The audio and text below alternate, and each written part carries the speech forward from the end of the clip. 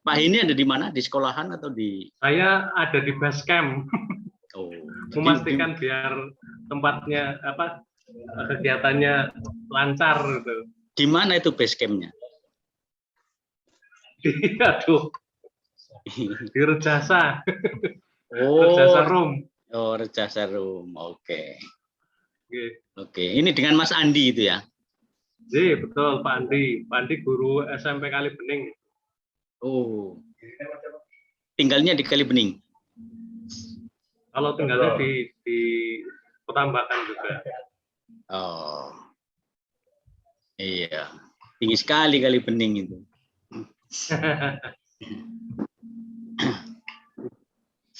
Di Gunung Langit ya, Mas? Gunung Langit. Gunung Langit, kok. Dekat. Si kumpul, Pak, si kumpul. Oh, Kali beningnya si kumpul, ya. Oh. Nate tindakan bening. Saya pernah ke Kalibening tapi hanya di kotanya itu sebentar. Oh. Ya kan dekat SMP itu kalau kotanya. Saya sebenarnya kan saya dari Punggelan, itu dari Kalibening turun itu nanti ke tempat saya itu. Iya, dekat. Kalau ke itu Pandanarum. bisa lewat. Iya, Melaya. Saya lapangan si kumpul, Pak. Oh, nggih. Pas lapangan si kumpul. Dulu ada teman saya dari Kalibening waktu SMA. Sinten nggih? Namanya Gatot, sama ada Mas Gatot, ada Taufik. Taufik Nur Hidayat. Wah, saya kok lupa Taufik siapa ya? Di sini ada guru namanya Pak Taufik. Oh, dulu SMA-nya tahun 87. Saya 87 SMA. Oh, ini bahasa Indonesia. Oh. Ya, ada bahasa Indonesia, ada matematika. Nggih. Itu. Kalau 87 ya bareng saya ya, Pak. Oh, iya. Di mana, Bu? SMA-nya 87. Saya di Purwokerto tapi SMA-nya di Purwokerto. Oh, bagus itu. Kalau saya nggak bisa masuk Purwokerto. Saya hanya bisa masuk Banjarnegara. Oh. Budi bareng. Tindak Kalibening monggo. Nah, ini mau ke Punggelan aja susah ya. Karena banyak sekali pekerjaan. Enggak sih. Saya 87 lulusnya 90. 90. Oh iya, lulusnya 90. Saya juga 9. Dulu ada teman adik kelas dari Gunung Langit. Oh. Kemudian dulu melanjutkan di Fakultas Hukum di UGM juga, tapi saya sekarang nggak tahu di mana. Oh, enggak. Namanya Aning kalau nggak salah namanya. Oh, Aning ya, kayaknya pernah dengar. Saya SMP-nya Karangkobar. Oh, nggih. Berarti bareng ini. Kalau 90 SK-nya di Kalibening. Ada teman saya yang SMP Karangkobar bareng SMA namanya Suprayitno. Oh, Suprayitno ya. Iya, teman SMP itu. Itu dulu satu kelas. Oh, saya foto Pak, nanti saya kirim. Kirim ke Prayit. Putranya Pak Lurah siapa? Sudah meninggal bapaknya. Baru meninggal beberapa waktu yang lalu. Iya, sudah. Iya. Ya, itu Prayit bareng SMA. SMP. Nama pesawat apa? Unsud dulu di Unsud. D3 Unsud. Di kelas SDR lah. Sekarang mengajar sekitar 4 tahunan apa ya? Wonosobo, guru SD. Nggih. Guru SD Wonosobo. Anak lanang wingi bebaran nembe ke ya pesana. Hah? Iya. Ora. Bojone.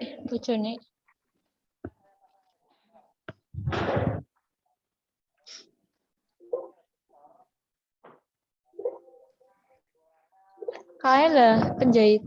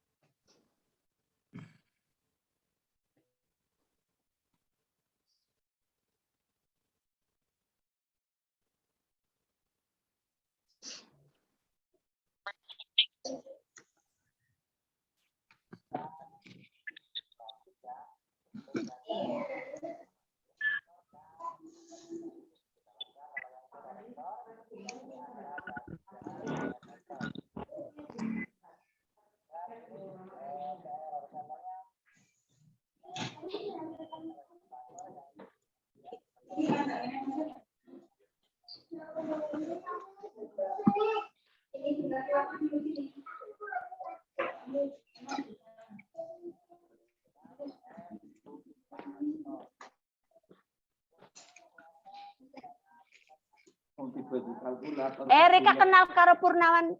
Purnawan siapa?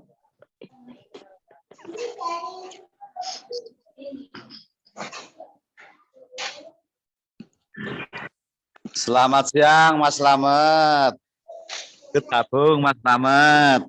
Oke, sugeng siang Pak Budi. Gabung, derek gabung. JJ monggo. Anu kapan-kapan sowan nang anu sekretariat ya Mas ya. JJ Pak, siap Pak monggo. Ya dari sebenarnya jenengan ya besok itu ada acara ikut zoomnya mungkin di jalan atau di Semarang, Semarang nih. Nah, mungkin ya Seninnya apa Selasa saya tak sowan lah. Nanti siangan kan setelah jenengan kundur lah mungkin ya itu aja ya. Biasanya saya sampai rumah sore juga Pak. Oh gitu. Dan misalnya habis maghrib jam berapa anu nih? Mboten napa-napa. Suwun. Pak. Suwun. Monggo dilanjut.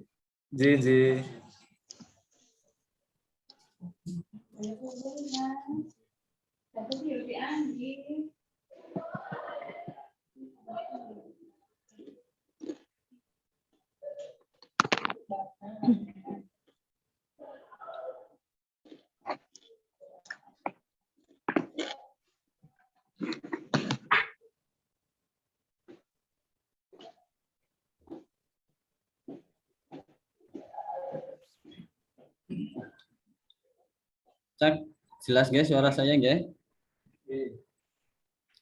Mohon maaf Bapak Ibu, mari kita mulai saja. Bismillahirrahmanirrahim. Assalamualaikum warahmatullahi wabarakatuh. Assalamualaikum warahmatullahi wabarakatuh. Yang terhormat Bapak Profesor Dr. Sugeng Priyadi, mohon maaf, Profesor Dr. Purnawan Basundoro M.Hum yang akan membawakan materi diskusi di gedung ini itu tentang publikasi sejarah. Pada materi yang ini akan dipandu oleh moderator kita yaitu Bapak Slamet Yanto. Monggo kepada Bapak Sugianto waktu tempat. Oke.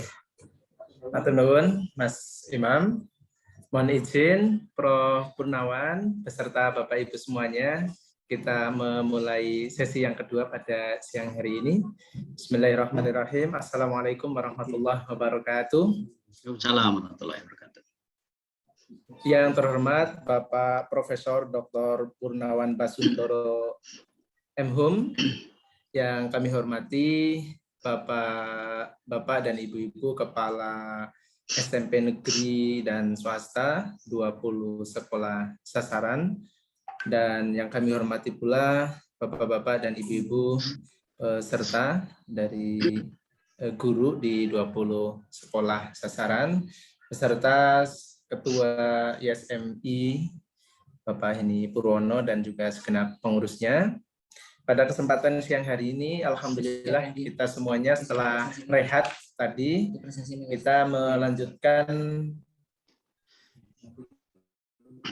melanjutkan sesi yang kedua.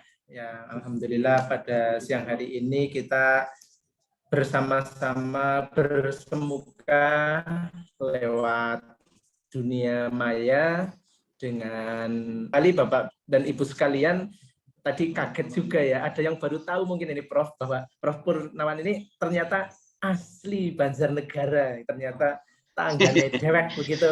Nah, ini alhamdulillah ini jadi kejutan Prof bagi Bapak Ibu peserta, karena bisa jadi ada yang baru tahu, oh ternyata gitu. Nah, ini Bapak Ibu semuanya, jadi kita patut bersyukur dan berbangga bahwa ada tokoh di Universitas Airlangga Surabaya, beliau Prof Purnawan ternyata adalah sedulur dewek begitu, asli orang Banjarnegara. Ini merupakan satu rezeki yang luar biasa ini bagi Banjarnegara. Kita patut bersyukur, dan pada siang hari ini nanti kita akan mendapatkan banyak hal dari beliau begitu tentunya.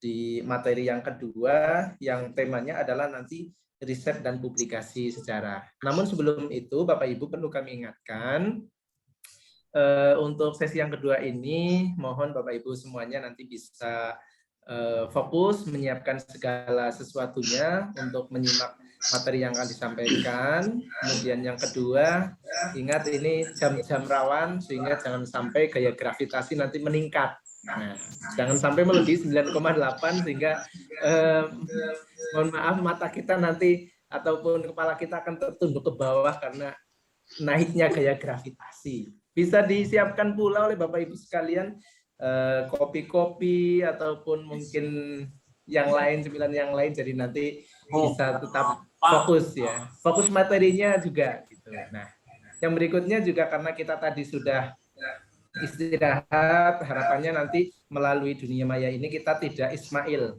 Istirahat, makan, terus hilang. Nah, ini jangan sampai gitu.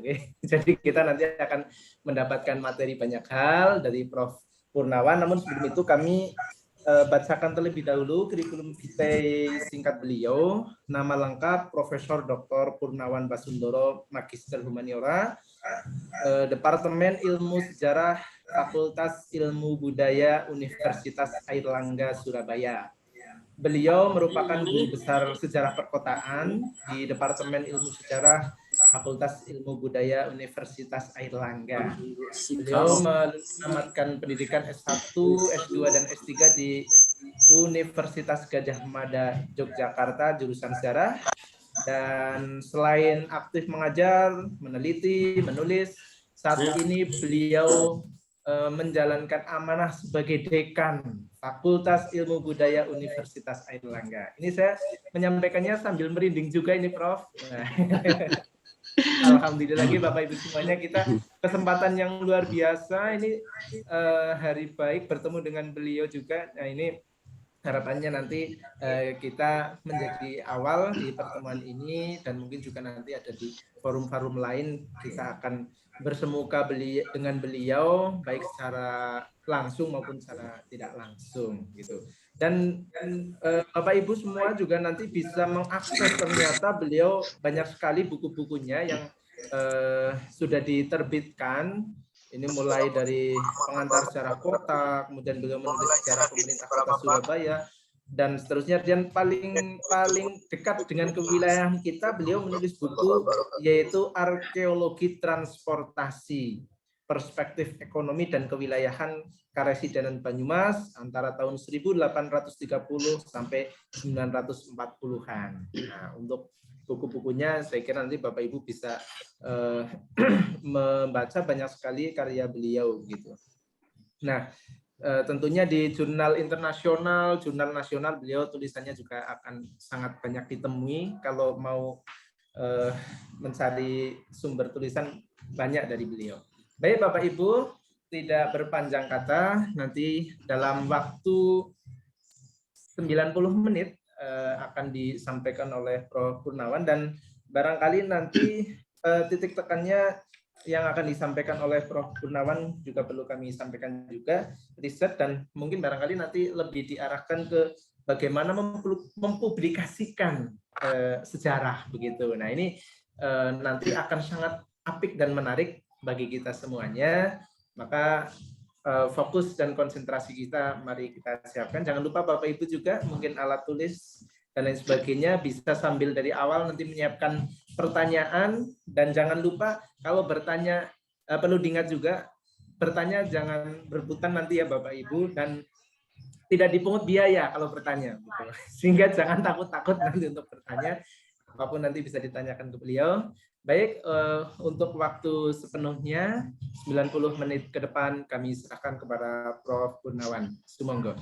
Terima kasih Mas Slamet Sugianto, Mas Eni, dan Bapak sekalian yang saya hormati. Terus terang saya senang sekali hari ini bisa pulang kampung, istilahnya pulang kampung. Karena memang ada kendala, ada banyak kendala ini kalau ini saya terakhir pulang itu bulan April kalau nggak salah, ini belum pulang lagi ke kampung, dan ini kesempatan yang baik saged kepanggih kali Bapak Ibu sekalian di acara ini, dan semoga nanti bisa ngobrol supaya tidak ngantuk nanti. Kalau memang ada sesuatu yang ingin ditanyakan langsung saja, enggak apa-apa, supaya nanti bisa saya jawab, supaya karena kalau menunggu saya ngobrol banyak nanti Bapak Ibu sekalian nanti lupa dan ngantuk. Lale kena. Terus mangke bebas mawon, nek misale badhe tanglet langsung saja ditanyakan, bisa pakai raise hand, itu angkat tangan di sini bisa. Tadi sudah dikenalkan, saya aslinya Karangsari Kulon Pasar Manis. Pembukaan. Dari Pasar Manis ke barat itu sekitar 1 kilo. Nah itu di rumah saya. Itu rumah biung saya, bukan rumah saya. Profesor Purnomo Unggulan. Terus saya dari Karangsari. Bapak sekalian. Unair apa ya? Saya ingin sedikit bercerita mengenai bagaimana kita harus meneliti sejarah. Seperti apa sebenarnya meneliti sejarah. Tapi sebelumnya begini, seringkali ketika kita itu bicara sejarah gitu ya, itu seakan-akan bahwa sejarah itu sesuatu yang sudah ditulis gitu. Sesuatu yang sudah ditulis, sehingga ketika orang Banjarnegara ditanya sejarah Banjarnegara kayak apa sih? Oh, sejarah Banjarnegara ya Banjar Watu Lembu, utawa Dipayuda, itu saja. Sehingga sejarah di Banjarnegara itu seperti tidak pernah berubah. Sejarah Banjarnegara kalau ditanya wong Banjar, sejarah Banjarnegara kayak apa ya? Ya sejarah ya Watu Lembu, terus pindah maring Kota Banjar gitu ya. Ya itu saja. Nah, padahal yang namanya sejarah, kalau kita mengacu kepada apa atau pengertian sejarah itu, pokoknya apapun yang telah lewat, yang telah berlalu, jadi ibaratnya wong mlaku sing wis nang mburi ya, sing ketinggal nang mburi, wis ketilep nang waktu sing wis lewat, itu sejarah. Semuanya itu sejarah. Jadi apalagi sesuatu itu terkait dengan aktivitas manusia. Nah, kalau mengacu kepada itu, berarti kan sejarah Banjarnegara kan ambah banget, luas banget. Tidak sekedar Banjar Watu Lembu itu. Itu yang pertama. Jadi kita harus buang yang namanya pikiran bahwa yang namanya sejarah itu sesuatu yang hanya yang telah ditulis oleh orang. Nah, oleh karena itu kita sekarang coba memposisikan diri sebagai orang-orang yang nantinya menjadi sejarawan dalam tanda kutip, walaupun ini kuliahnya ini misalnya hanya 90 menit gitu ya, 90 menit itu hanya 2 SKS kalau kuliah di kelas. Itu enggak apa-apa, nanti sekali waktu kita bisa ketemu lagi, kita bisa Zoom lagi kayak gini, bisa difasilitasi Mas Heni, enggak apa-apa, nanti pas malam-malam misalnya Bapak sekalian pingin ngobrol, terus enggak apa-apa, nanti kontak saya saja untuk bisa ini, kita belajar sepanjang zaman. Jadi nanti kalau yang butuh itu bisa kontak lagi. Itu yang pertama.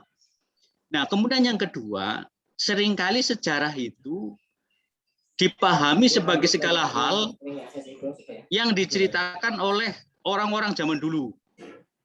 wong tua-tua sing merdeka sing ngobrol entah apa namanya itu kabeh juga dianggap sebagai sejarah gitu loh. Sehingga kadang-kadang cerita Nyai Roro Kidul, cerita Gunung Serandil, cerita apa ya nang Bondol Harjo itu apa? Iku kabeh juga dianggap sejarah. Nah, padahal mitos Gunung Serandil kan nggak jelas. Apa itu? Misalnya naik nang Jogja ceritanya Roro Kidul misalnya. Itu kan nggak jelas. Apakah itu terjadi atau tidak. Nah, sejarah itu harus mengacu kepada segala sesuatu yang memang pernah terjadi pada masa lalu. Sehingga segala mitos dan cerita rakyat yang nggak jelas juntrungnya itu, ya itu harus dikonfirmasi. Ini benar orang terjadi. Misalnya ya, kemudian nang nggonku itu, misalnya cerita mengenai jere nang nggonku mbiyen Sunan Kalijaga mlaku-mlaku maring Punggelan, terus maring Gagan nang kono ngecepna apa namanya teken terus jadi sumur. Nah, itu jere dianggap sejarah. Nah, itu cerita Sunan Kalijaga kan hanya ada satu. Tidak mungkin jalan-jalan dari Demak pada zaman dulu sampai ke Banjarnegara itu. Nah, itu yang kedua. Nah, oleh karena itu kita sekarang harus harus mengubah pikiran kita terkait dengan apa itu sejarah gitu loh. Jadi sejarah nek sing ora jelas juntrunge terus kemudian apa bener apa ora anak buktine apa ora ya kowe kudu diperjelas disit. Iki bener apa kudu iki sejarah apa kudu. Aja nganti iki berarti kur dongeng loh. Jadi sejarah itu kudu dongeng. Nah, dongeng itu kan ngayawara. Dongeng itu bisa diucap nang sapa bae tanpa dasar sumber. Nah, sejarah itu harus mengacu kepada sumber-sumber sejarah. Nah, penelitian sejarah jane kepriwe carane? Supaya wong bisa nulis cerita sejarah gitu ya. Iku sajane harus bagaimana cara kita menulis cerita sejarah. Nah, sejarah ini mungkin mau wis diceritakan nang Pak Sugeng, tapi ora pas Dela tok ceritakan meni. Ya. Nah, sejarah gue pengertiannya loro. Jadi sing pertama, sejarah itu pokoknya segala sesuatu yang pernah terjadi atau kejadian masa lalu gitu ya. Itu sejarah. Jadi wong misale ya gemien nang nyong kelingan nang Anjatan Pranji Punggelan itu sekitar tahun 83 mungkin ya, 83 atau 84 ada mobil yang kejungkel masuk kali. Jadi dari atas remnya blong kecemplung kali. Nah, kejadian pada tahun 84 itu ketika ada mobil kecemplung kali di Pranji itu sejarah. Itu teman Tapi saya, sejarah, Pak. Oh, nggih. Yang meninggal itu teman saya dulu, Pak. Oh, nggih. Nah, niku like kula juga temut kecemplung tengkali niku. Nah, peristiwa itu yang terjadi pada tahun 84 itu adalah sejarah dalam arti kejadian. Jadi kejadiannya pada tahun 84. Kita tidak bisa melihat lagi kejadian itu. Nah, kejadian-kejadian ini tentu saja ada meninggalkan namanya sumber sejarah. Jadi misalnya sumber sejarah itu macam-macam. Misalnya pas kejadian itu ternyata di situ ada apa namanya orang yang melihat. Orang melihat dan ketika ditanya dia bisa menjawab, bisa menceritakan. Berarti dia adalah saksi sejarah, saksi kejadian. Utawa pas kejungkel iku isi ana wong sing siki isi urip. Ya, kayak Likenyong. Jenenge Pak Warsito, isi urip. Ditakoni kon cerita mungkin siki isi bisa. Isi kon cerita bisa. Berarti iku adalah pelaku sejarah karena dia terlibat di dalam proses kejungkel iku. Lah kemudian misalnya wong-wong iki kabeh sing kecemplung kali naik mobil itu digawa maring rumah sakit. Terus nang rumah sakit dicateti jenenge Warsito, jenenge sapa maning wong Batakarya iku, ana jenenge lah kabeh kemudian ana datane. Pak Warsito tangane tugel, Pak iki kecemplung geblok watu misalnya sirahe. Dan macam-macam catatan. Nah, berarti catatan-catatan, terus ingatan wong sing kecemplung kali, terus ingatan wong sing weruh kejadian itu semua ini adalah sumber sejarah di sini. Nah, oleh sejarawan, kalau kemudian saya misalnya sebagai seorang sejarawan ingin meneliti mengenai berbagai kejadian kecelakaan di Banjarnegara, salah satunya adalah peristiwa ini, maka tugas saya adalah ini, mencari sumber-sumber ini. Ya, sumber tertulis, kemudian sumber cerita itu dari wong-wong itu, terus kemudian sumber benda misalnya nyemplung maring kali ndeleng nang kana ana bener ora iki bukti bahwa anak kecemplung kali itu, dan di sana ditemukan misalnya ada batu yang terbentur mobil itu dan lain sebagainya. Ini dikumpulkan semua. Nah, setelah dikumpulkan tentu saja sebagai seorang sejarawan itu tidak langsung percaya bahwa iki bener iki sumber iki. Tapi kita melakukan apa yang disebut sebagai ini. Jadi dikritik caranya sumber-sumber itu, diteliti. Oh, sumber iki bener, cerita iki bener. Oh, ana hubungannya karo cerita sing nang rumah sakit. Nah, setelah itu nembek kemudian ditulis. Jadi tulisan sejarah, cerita sejarah, cerita kejadian wong kecemplung mobil kecemplung kali nang Anjatan Pranji tahun 2004 itu tulis. Terus kemudian jadi buku misalnya. Nah, buku tentang kejadian ini yang ditulis oleh sejarawan itu juga sejarah. Tetapi sejarah utuh sing peristiwane, tapi sejarah sing diceritakan. Nah, sejarah sing diceritakan lagi macam-macam ceritane. Nah, ceritane bisa baik bener pas karo kiai, bisa baik ora, soalnya apa? Mungkin ana sing saksi sing nang kene mandan kelalen ceritane, sehingga mandan menceng setitik misalnya. Ya ora apa-apa, mung masalahnya ndak ngertine kayak gue, orang anak bukti liya sing bisa ngepas sena peristiwa iki. Syukur-syukur bisa pas. Ora apa-apa. Tapi nek menceng-menceng setitik gitu ya juga dimaklumi, asal misalnya suatu saat ditemukan sumber lagi. Nah, sumber ini untuk meluruskan yang menceng-menceng tadi. Itu prinsip utama pengertian terkait dengan sumber sejarah. Nah, penelitian sejarah, meneliti sejarah itu kan prinsipnya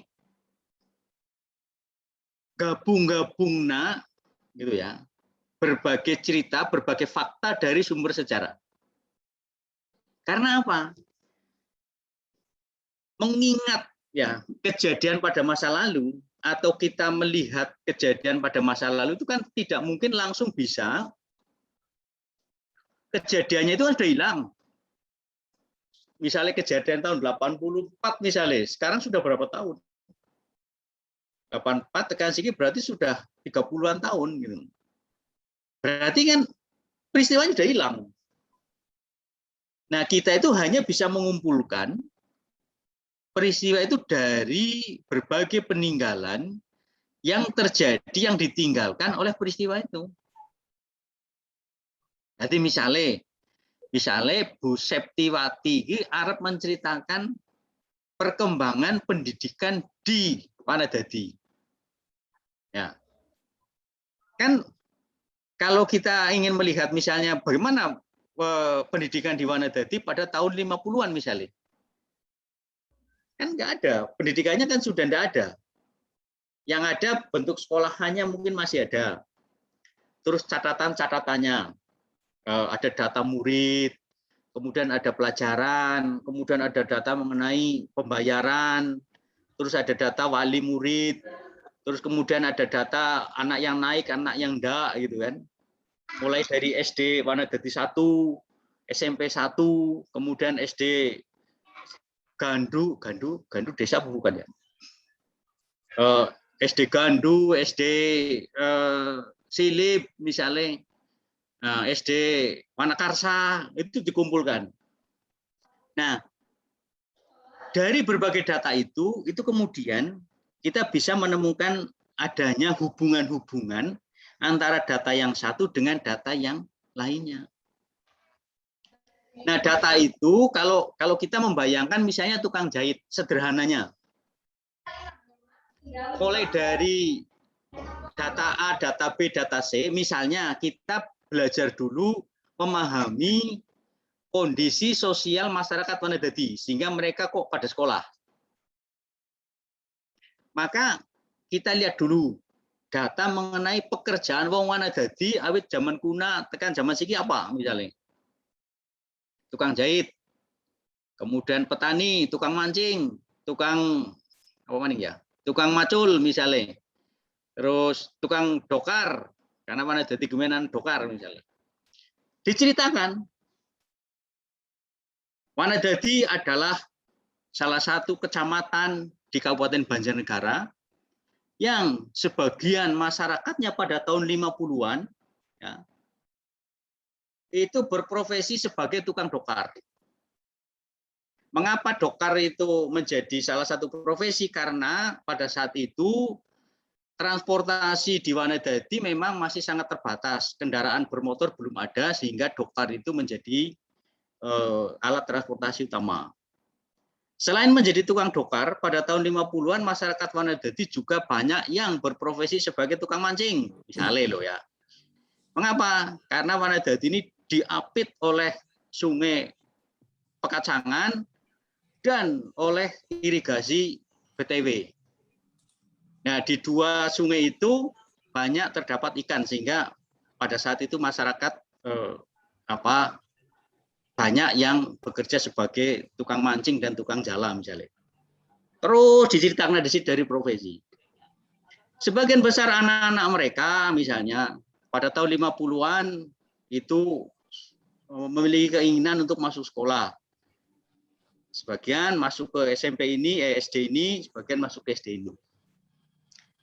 Itu diceritakan dari satu fakta ke fakta yang lain. Karena sejarah itu ya itu tadi fakta-fakta gitu ya, bukti-bukti, cerita-cerita yang memang istilahnya pating pertil. Argentina langsung tampil terengginas dan menyerang pertahanan Peru di menit-menit awal. Nah, kayaknya lagi nonton tangkis ya. Nah, bukti sejarah gitu ya, itu adalah bukti yang bukan utuh, bukan bukti utuh. Bukti sejarah itu adalah bukti yang sendiri-sendiri dan itu tersebar di mana-mana. Nah, bukti-bukti yang sendiri-sendiri itu yang istilah Banjar itu pating pertil itu, itulah yang kemudian digandeng-gandeng berdasarkan tema-tema yang akan kita teliti itu. Jadi ibaratnya tukang sejarawan itu sederhananya itu ya. Sederhananya itu seperti tukang jahit. Tukang jahit kon gawe katok misalnya ya, otomatis kan anak bagian katok itu bagian apa Pak ya, anak sak ya, terus kemudian anak apa sing mengisor iki, nah itu pating perentil. Jadi perbagian itu adalah sendiri-sendiri. Nah, oleh karena itu kemudian kita sebagai peneliti sejarah itu yang kemudian menggabungkan antara bagian-bagian yang satu dengan bagian yang lain. Jadi mungkin Bapak Ibu sekalian pernah bermain puzzle dengan anak kita. Nah, cara kita bermain puzzle itu kan gandeng-gandeng gitu ya, puzzle-puzzle yang terpotong-potong tadi kemudian menjadi satu bagian yang utuh. Tapi jangan bayangkan bahwa meneliti sejarah itu langsung bisa menemukan seluruh anak puzzle yang pating pertil tadi. bisa saja ketika kita meneliti misalnya tentang perkembangan ekonomi di Kecamatan Punggelan misalnya, kita bisa menceritakan tentang ekonomi profesi tukang gawe areng misalnya ya zaman mien. Tapi ternyata profesi tukang gawe areng ini ternyata juga tidak bisa ditemukan, misalnya ditemukan tahun swidak anak, buktinya anak, sing bisa cerita anak. Tapi ternyata tahun 70 lu, ki corona ya. Ya nggak apa-apa, itu kita tinggalkan dulu. Kemudian muncul lagi data tahun 80-an, anak tukang gawe areng misalnya. Bahwa areng itu ternyata menjadi potensi ekonomi pada tahun 50-an sampai tahun 80-an misalnya. Nah, sejarah itu semacam itu. Tidak pernah ada bukti sejarah yang bisa ditemukan utuh. Yang bisa ditemukan, semua bukti langsung ditemukan dan kemudian kita bisa dengan enak menceritakan kembali. Gitu. Seringkali itu sesuatu yang loncat-loncat. Tetapi jangan khawatir, karena semua itu kan untuk kepentingan pembaca. Jadi kalau kita bisa meramu berbagai tulisan itu dengan baik, gitu ya, saya kira pembaca itu juga akan dengan senang hati mengikuti bacaan kita.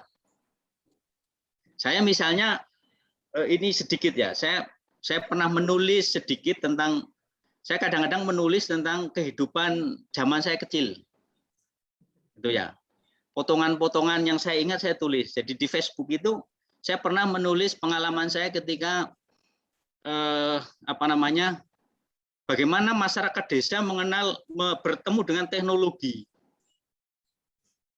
Nah, saya hanya bercerita mengenai bagaimana ketika saya kecil itu mendengar ada pesawat terbang yang sangat rendah, helikopter di Karangsari. Yang itu membuat takut luar biasa saya dan teman saya. Waktu itu saya belum sekolah, mungkin tahun 76 atau 75.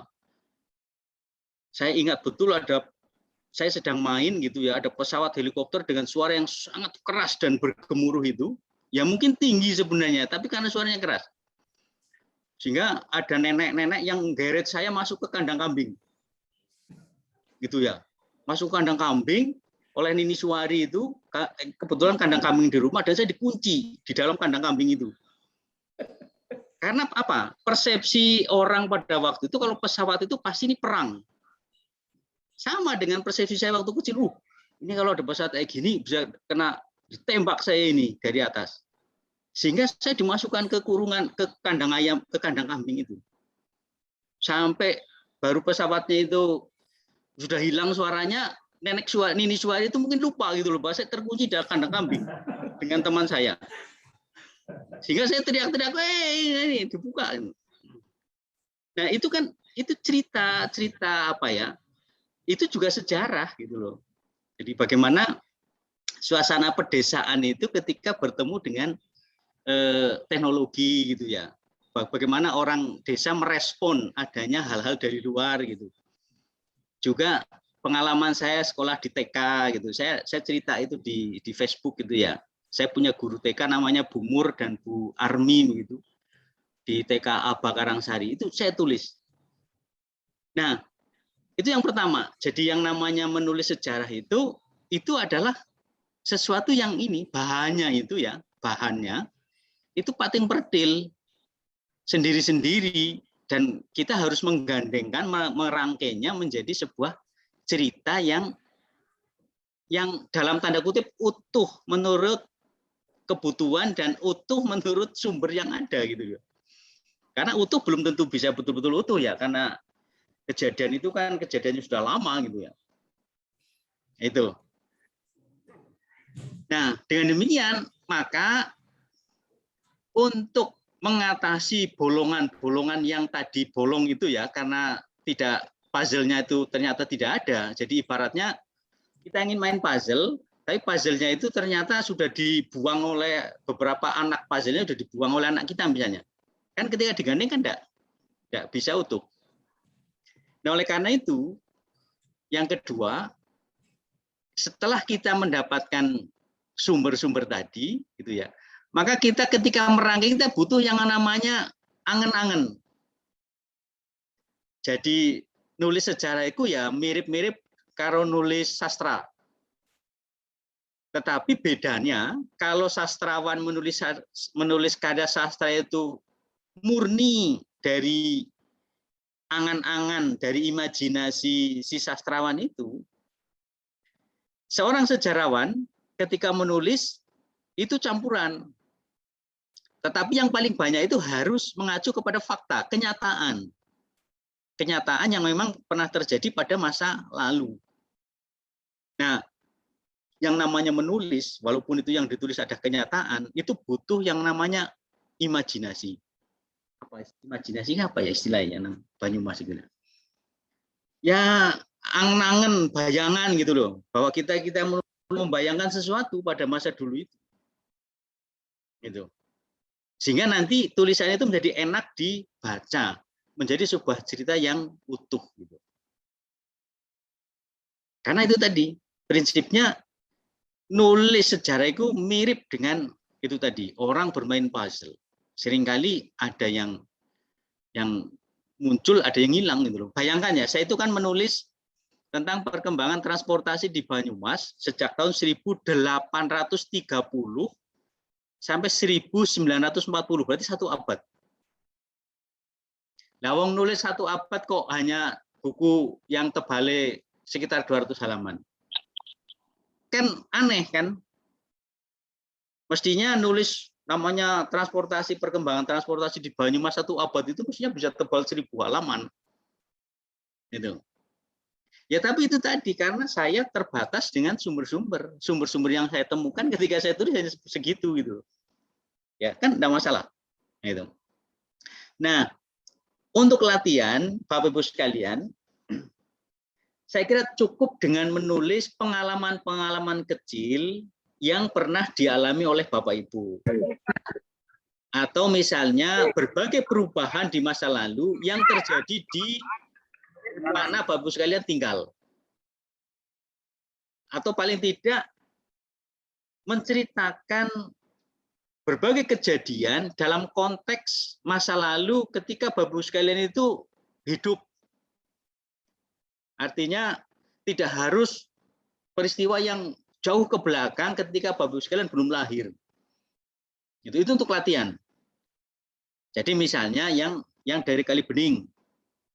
Kali Bening kan itu berarti Bu Endah tadi itu berarti lahir sekitar tahun 71. Nggih, 72. Ah, 72.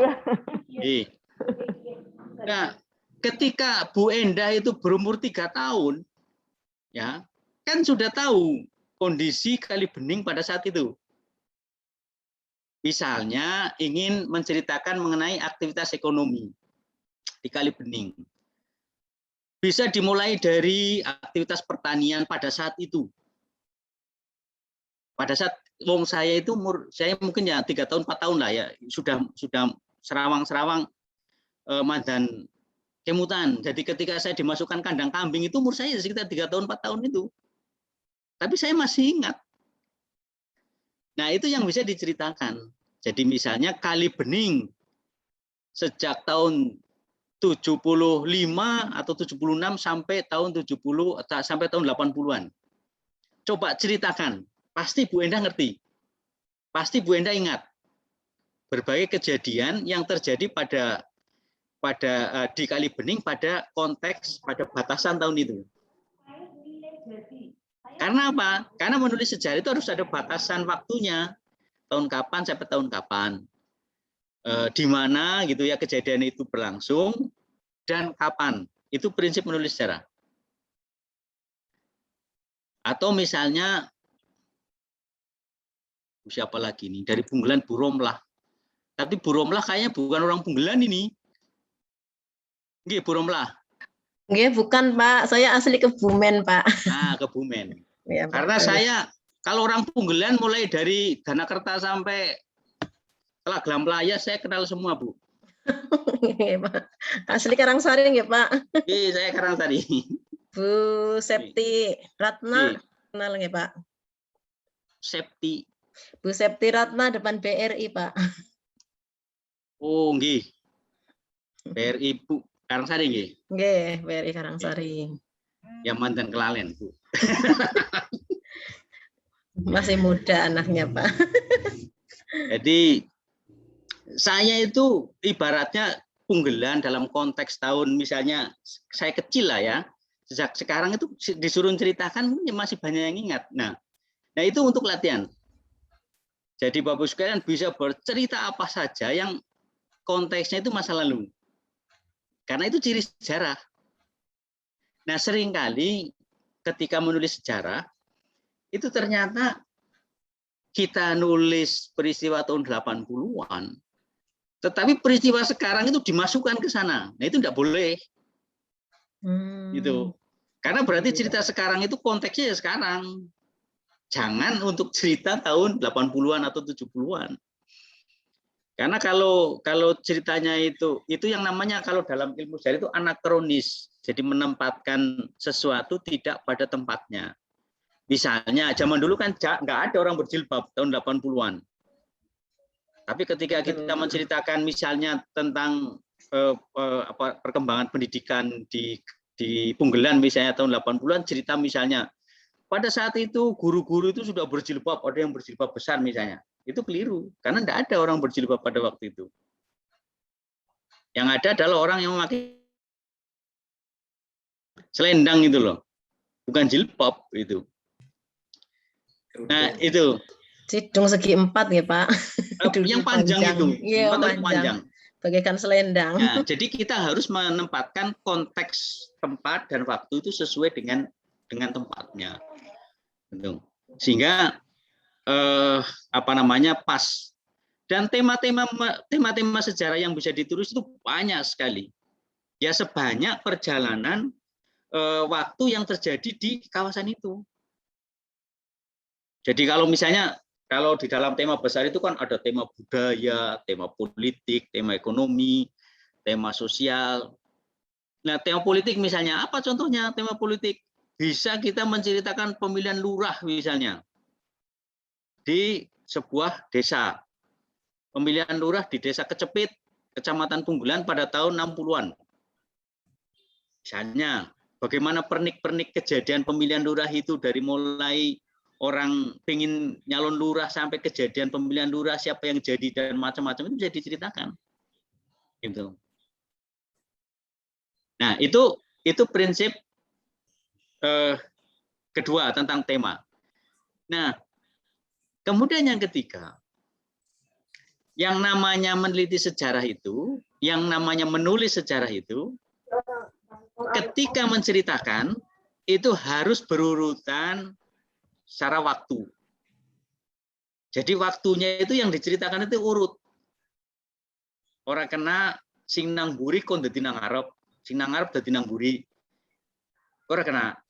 Jadi misalnya cerita perkembangan sebuah desa ya, misalnya mulai tahun 50-an sampai 60-an, sebisa mungkin caranya itu ya ceritakan tahun 50, kemudian ceritakan tahun 60, terus kemudian menceritakan tahun 70, kemudian ceritakan tahun 80. Jadi aja diwalik ceritakan sing tahun 80 nang ngarep, terus kemudian tahun 50 nang buri.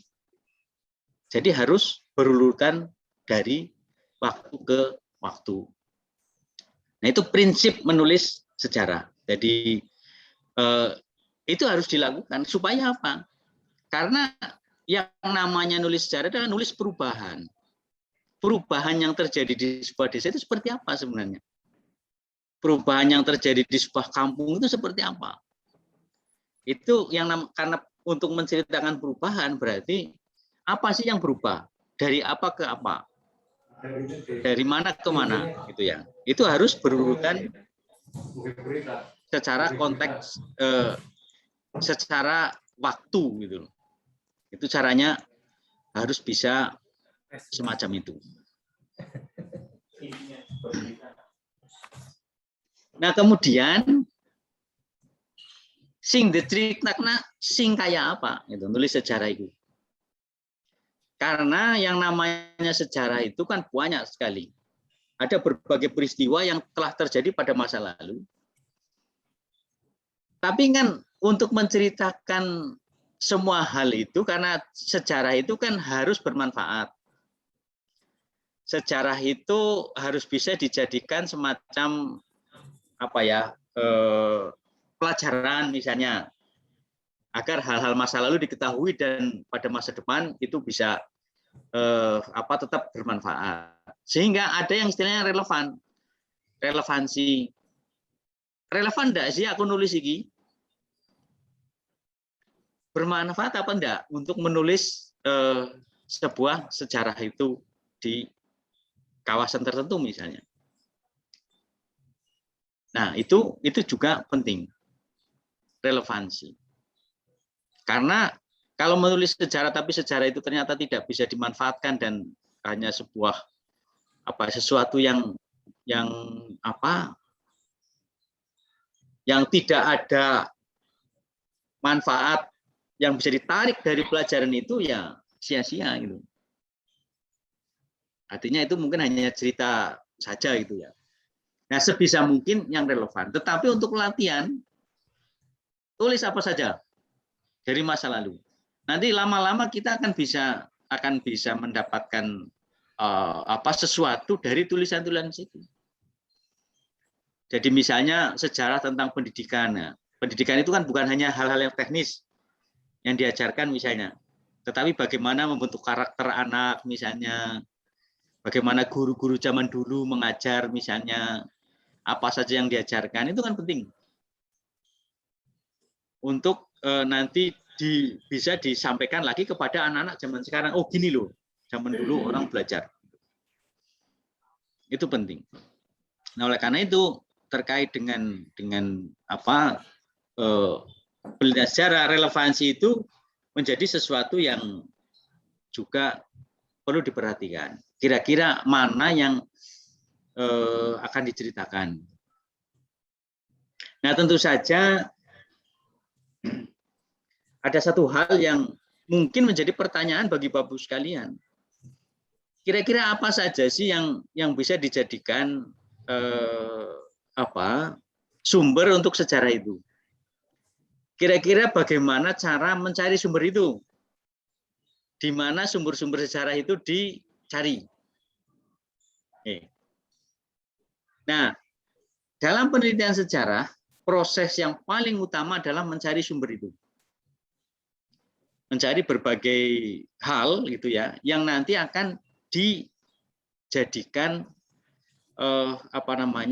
pegangan untuk menulis sejarah. Jadi misalnya mungkin tadi Pak Sugeng banyak bercerita mengenai Babat Banyumas misalnya. Itu salah satu sumber.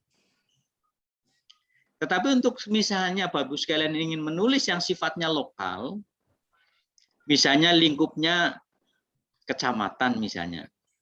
Itu kan tidak ada babat yang menceritakan kejadian di kecamatan.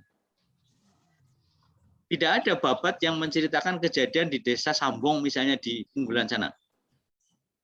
Atau kejadian di Lemah Jaya di Wanedadi. Kan tidak ada. Nah, oleh karena itu, untuk mencari sumber-sumber itu harus dicari yang areanya terdekat.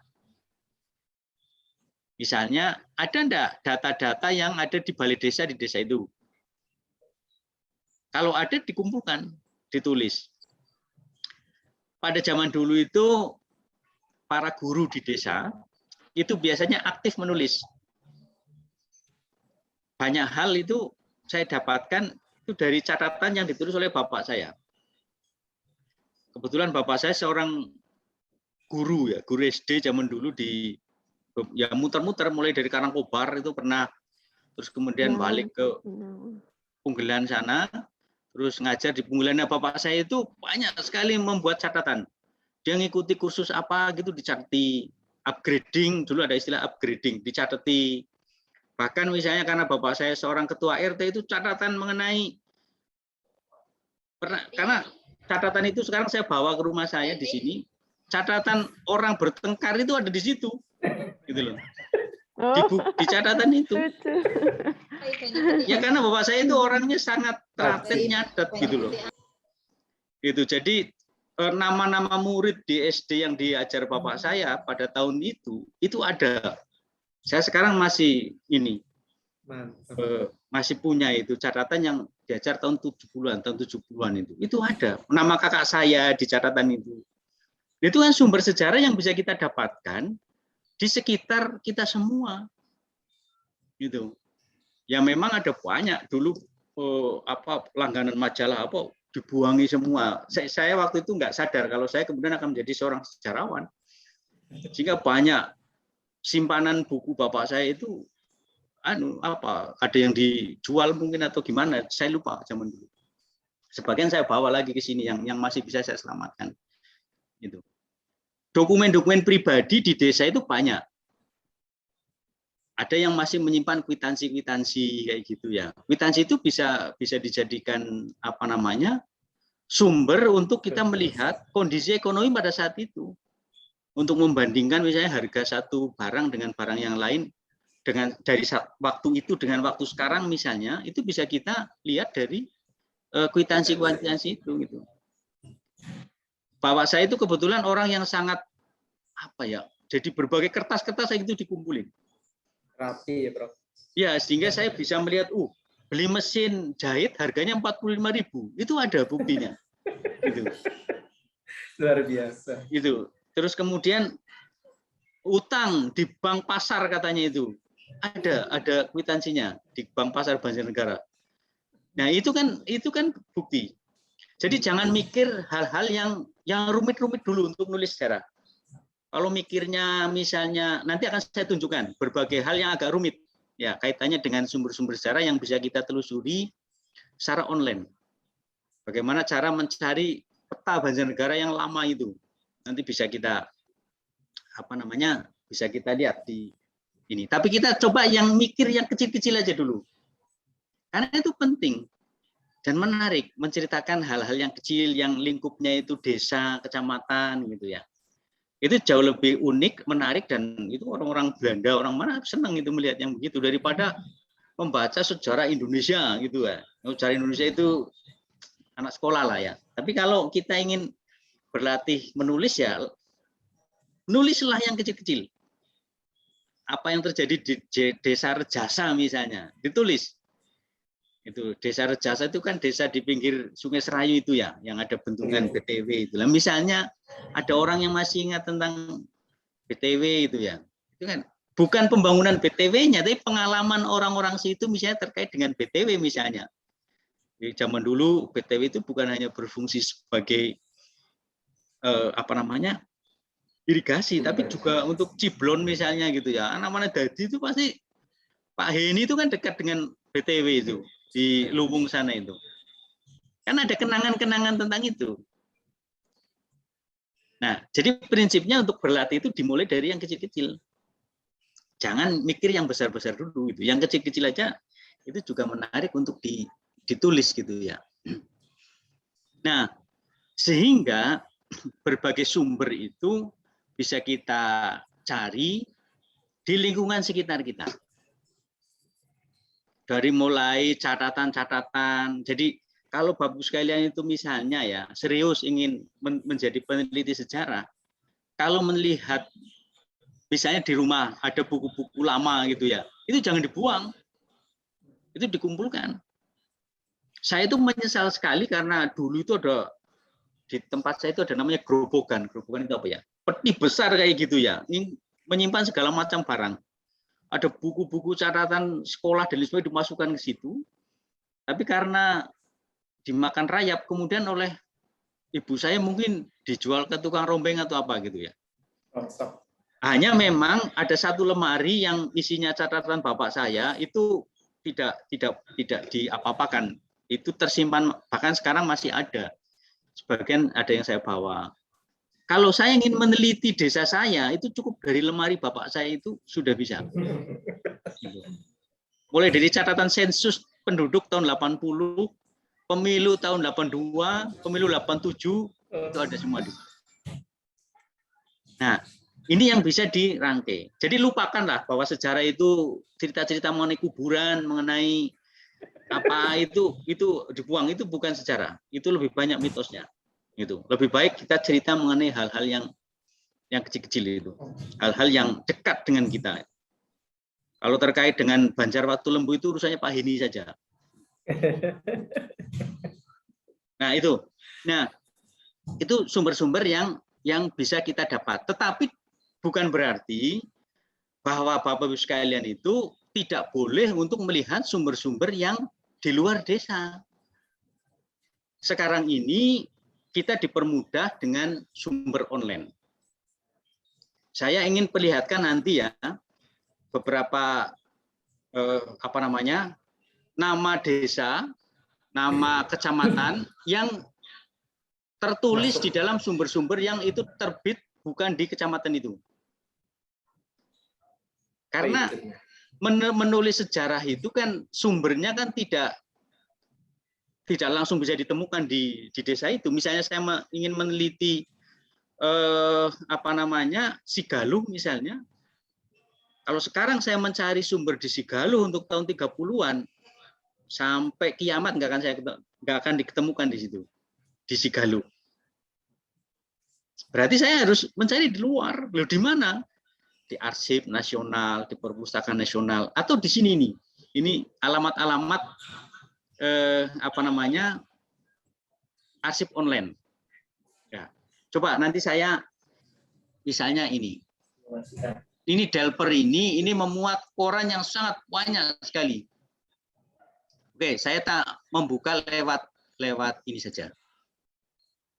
Delper itu adalah sumber sejarah yang atau penyimpan koran zaman dulu yang sangat lengkap. Sebentar saya tak membuka ini dulu.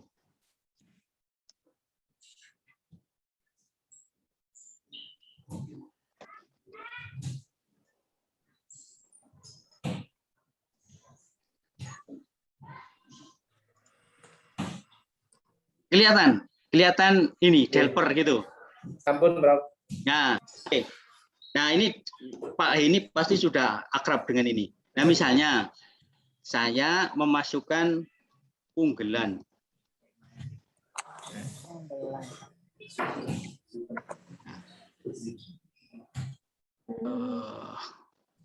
Punggelan tidak begini tulisannya ya. Karena ini koran zaman kuno. Punggelan.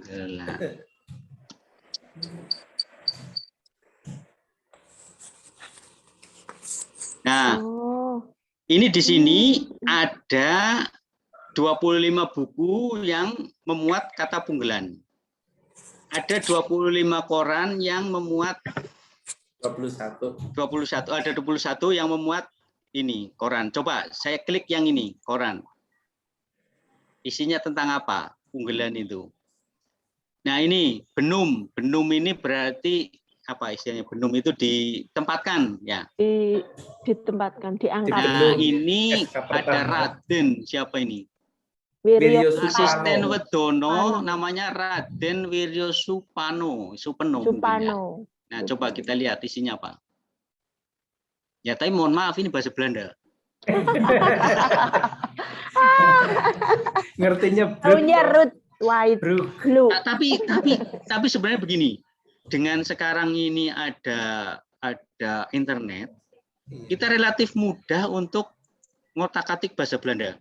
Yeah. Jadi jangan khawatir. Jadi misalnya Google Translate. Walaupun memang kalau Belandanya agak lama, nah ini. Ya. Wiryo Supano. Jadi Raden Wiryo Supano itu asisten Wedono, itu ya, dari Punggelan. Banjarmangu. Ya, ini distrik Banjar. Jadi ini ditempatkan di Punggelan. Di Benum ya, zaman dulu ya, di Benum. Nah, ini mulai dari Raden Cakrawikarta, asisten Wedono kelas 2, Banjarmangu, distrik Banjar. Prigi. Nah, ini salah satu. Jadi kalau misalnya kita ingin dulu siapa ya kira-kira camat di Punggelan? Asisten Wedono itu camat, Bapak Ibu sekalian. Nah, ternyata pada tahun ini tahun berapa ini? Tahun Nah, 1896 itu bahkan mungkin kakek buyutnya jenengan belum lahir. Iya. Gitu. Korannya sudah ada. Nah, ini sudah ada. Ini koran Java Bode namanya. Nah, ini salah satu cara mencari berbagai sumber. Misalnya Kali Bening ada nggak kira-kira? Kali Bening. Coba Pak, Kali Bening Pak. Kali Bening. Kali Bening. Banjarnegara. Iya coba. Nah ini ada ini juga Benung ditempatkan di sana gitu ya. Apa sejarahnya? Siapa kira-kira yang dibenum di situ? Itu iya coba Pak. Batur. Purworejo. Nah ini Mas Sentonorejo. Ya, ini tahun 1896 Distrik juga. Karangkobar. Kali Bening, Distrik Karangkobar. Kan masuk, iya. Kan Kawedanan Karangkobar. Ya. Ini. Ya, ikut Kawedanan Karangkobar. Nah, ini dari memang kalau yang tercatat di koran-koran ini sebagian untuk yang tingkat kecamatan itu rata-rata ini penempatan pejabat-pejabat camat dan sebagainya ini. Sistem tapi dulu namanya sistem. Baseten ya. Mbah, sistem. Nah, kalau Bapak Ibu sekalian itu telaten ya, bukai kayak gini ini akan menemukan banyak sekali sumber yang bisa dijadikan bahan cerita itu di mungkin untuk pelajaran ke anak-anak SMP gitu ya, supaya tidak bosan. Ya, anak SMP kan pelajarannya kan perang tok itu kan, kalau sejarah kan. Mulai perang Diponegoro sampai perang revolusi itu loh. Ya, mohon maaf saya agak hafal dengan buku-buku SMP, SMA karena dulu saya terlibat dalam tim untuk menyiapkan buku-buku itu di Puskur. Nah, ini bisa bisa dijadikan bahan gitu ya bagi pembelajaran sejarah gitu melalui ini. Nah, tentu saja ini adalah salah satu alternatif mencari sumber-sumber lewat online ini. Jadi karena mestinya memang yang awal itu ya mencari sumber-sumber yang offline dulu yang ada di kawasan-kawasan yang akan kita teliti itu. Juga misalnya di perpustakaan, di kantor arsip Banjarnegara misalnya gitu ya. Dicari arsip-arsip yang terkait dengan apa yang akan kita teliti itu. Nah, ini koran. Dan itu banyak di sini. Kalau misalnya kita cari nama orang. Bupati Banjarnegara dulu siapa? Kolopaking misalnya. Kolopaking siapa namanya ya? Kolopaking.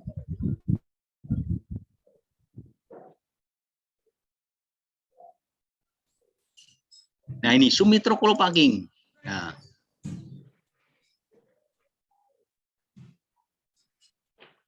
Ini tahun 51. Mungkin Pak Mitro sudah enggak jadi bupati waktu itu. Mitro Kolopaking. Nah ini.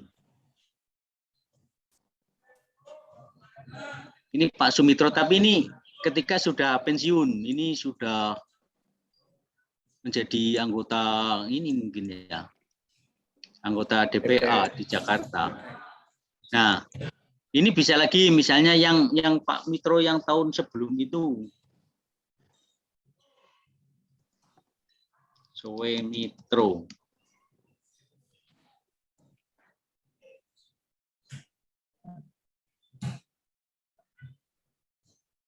Nah, ini tahun 26. Ini Mas sudah ini waktu jadi bupati ini. Karena Pak Mitro ini kan bupati feodal yang turun temurun yang terakhir ya. Setelah itu kan dipilih. Ini. Nah, ini. Bupati Banjarnegara yang baru ini diangkat Benum gitu ya. Bupati Banjarnegara. Ya, Raden Tumenggung Sumitro Kolopaking. Nah, dengan ini kita tahu Pak Mitro di Benum pertama kali tanggal 5 Januari tahun 27. 27. Ya, sampai zaman Jepang. Itu. Nah, ini banyak sumber-sumber yang terkait dengan ini. Terkait dengan berita-berita semacam ini. Jadi melalui Delver itu Bapak Ibu sekalian bisa melanglang buana atau masa lalu gitu ya, dengan meneliti berbagai ini tadi bacaan-bacaan dari masa lalu itu. Belum lagi misalnya apa tadi itu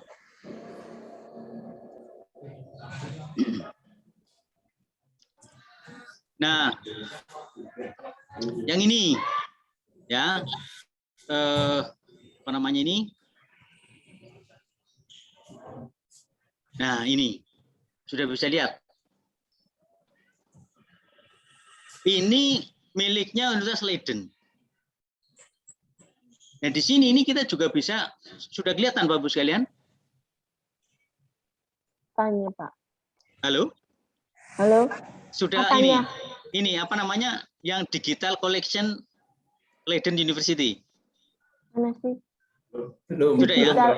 Belum, Pak. Belum terlihat. Belum terlihat, Pak. Oh, ini apa yang terlihat apa? Yang terlihat Masih Keranten. tadi kalau packing, Prof. Masih Delpar. Oke. Keranten. Oke, bentar. Ini kita cari yang Leiden. Leiden itu lebih lengkap ininya. Koleksi-koleksi tentang masa lalunya itu. Bentar, saya tak mengcopy ini dulu.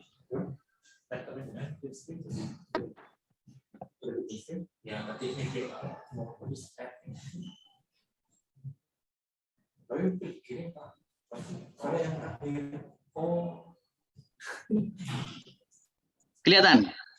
Oke, kelihatan, Prof. Oh, Coba. sudah kelihatan. Nah, Digital saya ini kan sering nyari-nyari info Banjarnegara gitu ya.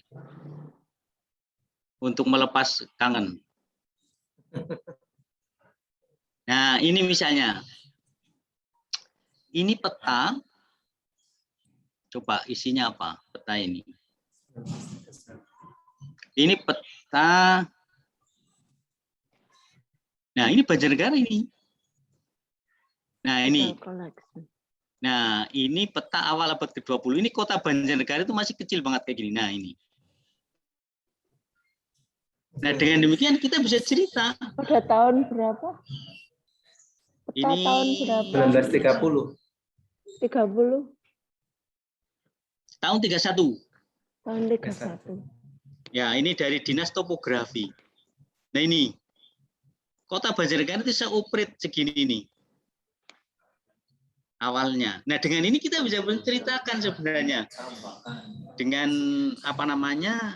Dengan kita berimajinasi gitu ya, bahwa kota Banjarnegara ini ada ini gitu loh. Ini kan ada keterangannya ini, ada ini di tempat lainnya. Tapi itu ini. Jadi Kenteng ini sudah ini. Kenteng ini kan anu ya. Apa namanya itu? Anggerahan. Kenteng. Kenteng itu kan Kecamatan Madukara. Madukara. Nah, kota Banjarnegara ini kan ini. Nah, ini. Nah, ini kalau ini kita perlihatkan kepada anak-anak SD gitu kan, anak-anak SMP kita gitu kan. Kan anak-anak jauh lebih senang daripada diceritain terus-menerus mengenai Diponegoro yang itu enggak jelas di mana perangnya kan. Gitu loh. Ya memang cerita tentang Diponegoro itu penting. Tetapi hal-hal yang bersifat lokal semacam ini juga bisa kita berikan ke anak-anak SD itu. Jadi dalam bentuk PowerPoint ini kita preteli ke PowerPoint, kita bisa cerita, oh Banjarnegara dulu hanya segini nih kotanya. Nah, Kota Ringin sekarang itu dulu masih di luar kota itu. Pangon gitu ya.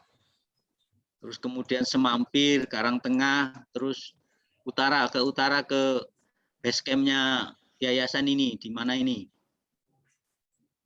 Tambakan, Prof. Tambakan, misalnya ada nggak Tambakan? Jangan-jangan belum ada. Ada Rejasa, utaranya Rejasa, Prof. Atasnya. Ini. Nah, ini sudah. Nah, ini Petambakan ini.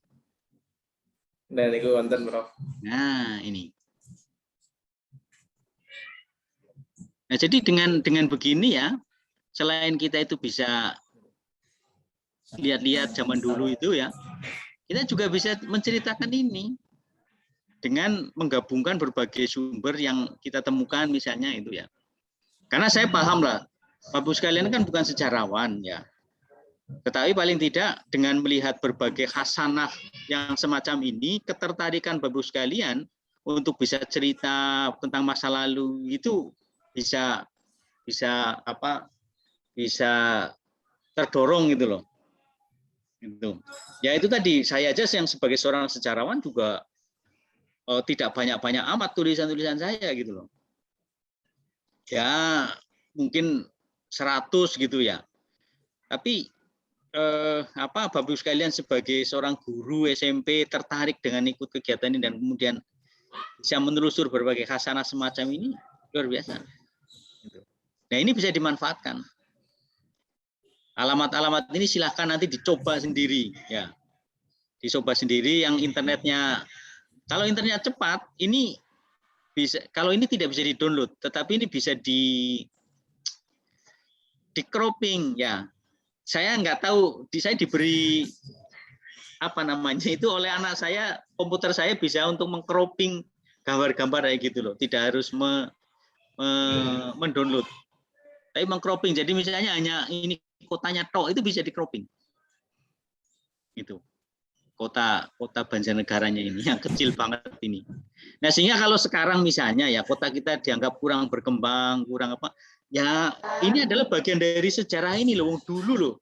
Kotanya 100 tahun yang lalu hanya segini. Gitu loh. Beda lagi dengan Purwokerto yang mungkin sudah jauh lebih kompleks kotanya itu. Jika kalau Banjarnegara sekarang ini kecil ya wajar. Ini misalnya Semarang itu ya. Semarang itu ternyata masih di luar area kota utama gitu ya. Ya kotanya ya ini itu zaman dulu itu. Nah ini banyak yang bisa diklik dari sini gitu ya.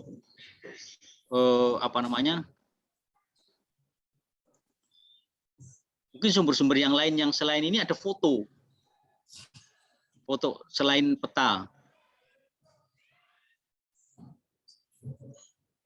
Tapi untuk yang Banjarnegara, nah ini Karangkobar zaman dulu.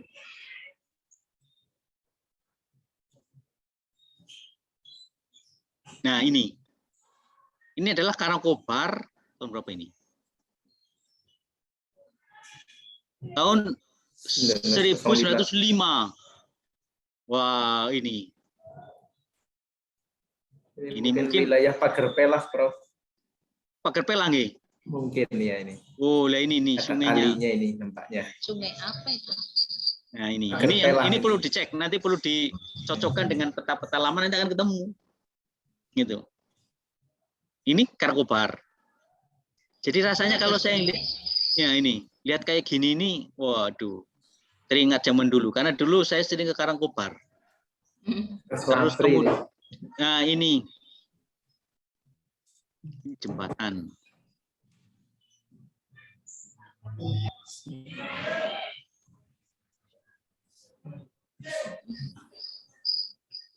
Wah, ini sulit diklik. Nah, ini Bupati Sumitro. Oh iya. Sumitro Kulupati. Ini jembatan gantung. Ini.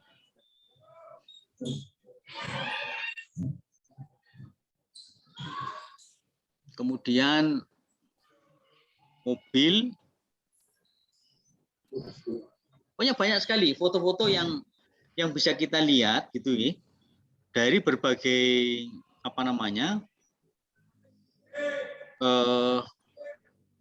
kawasan di Banjarnegara tempo dulu itu. Terus kemudian ada banyak sebenarnya alamat-alamat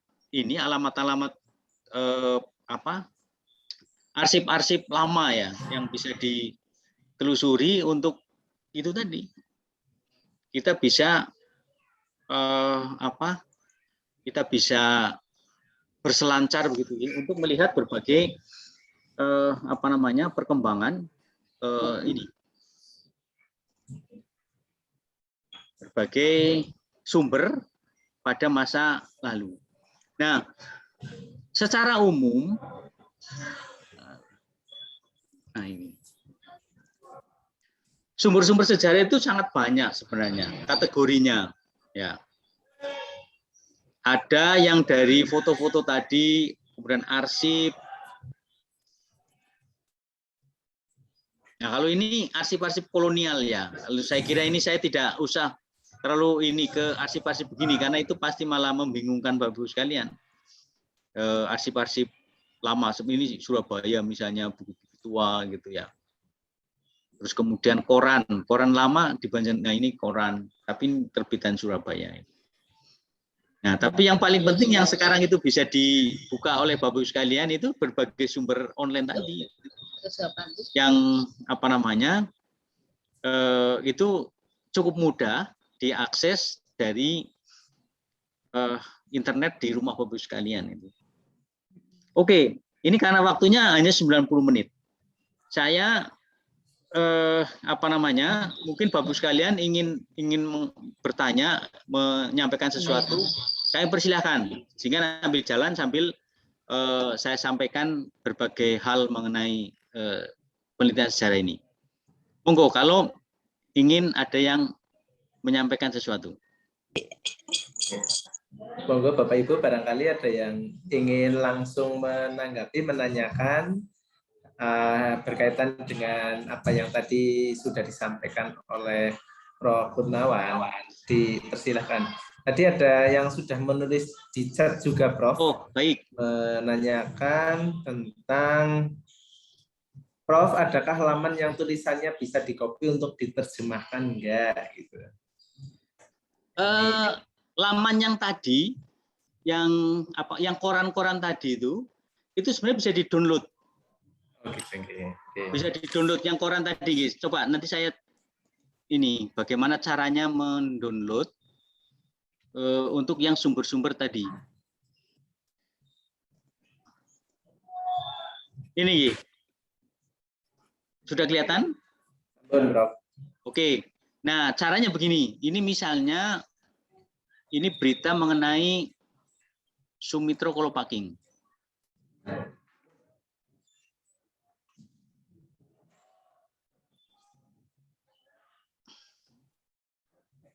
Nah, ini, ini kan ada berita mengenai pengangkatan Pak Kolopaking.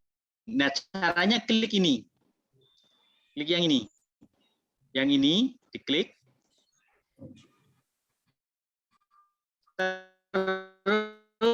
Terus klik PDF ini.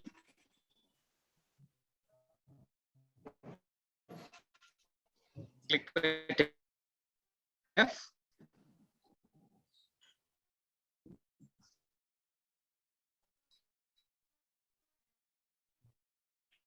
Nah, ini